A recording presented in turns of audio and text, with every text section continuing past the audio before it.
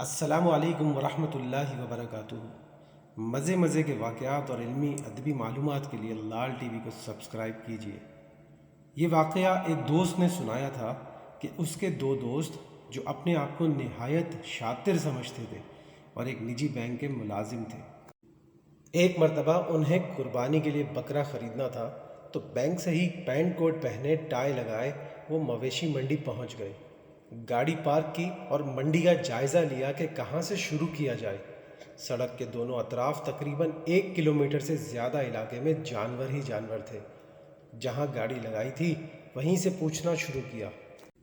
جو بکرا آنکھوں کو اچھا لگا اس کے دام 50,000 کی حد کو عبور کر رہے ہوتے تھے۔ دن کی چائے پر دونوں نے اپنی حد 30,000 مقرر کی تھی، اس لیے پھر ان بکروں پر نظر ڈالنی شروع کی جو دیکھنے میں تھوڑے کم خوبصورت اور جسامت میں دبلے ہوں۔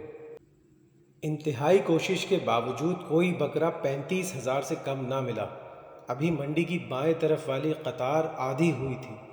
بینک سے وقت سے پہلے چھٹی بھی لے لی تھی، جس کی وجہ سے اس کام کو آج نمٹانا بھی واجب ہو رہا تھا۔ بھوک اور تھکان مٹانے کے لیے ایک ریڑھی سے بھنے ہوئے مکئی کے سٹے لے کر کھانے شروع کر دیے۔ ہر قدم کے بعد نئے بکرے کا دام پوچھ رہے تھے۔ ایک بکرے کا دام پوچھا تو مالک نے 18,000 بولا۔ وہ چونک کر رکے، بکرے کا معائنہ کیا، بکرا بالکل ٹھیک تھا، دام بھی مناسب تھے۔ پھر بھی پوچھا کہ مزید کمی ہو سکتی ہے؟ بکرے والا بولا نہیں۔ کچھ ادھر ادھر کی باتیں کرنے کے بعد وہ بکرا لینے پر راضی ہو گئے۔ اب بکرے کے مالک نے کہا کہ وہ بکرا نہیں بیچے گا۔ پوچھا کیوں؟ تو اس نے کہا کہ مجھے گدھا خریدنا ہے، گدھے کے لیے بکرا بیچ رہا ہوں۔ میں گاؤں سے بس اسی لیے آیا ہوں۔ یہاں منڈی میں ایک شخص گدھا بیچ رہا ہے، لیکن وہ بکرے کے بدلے مجھے گدھا نہیں دے رہا۔ اگر تم مجھے اس سے گدھا دلا دو تو یہ بکرا مجھ سے لے لو۔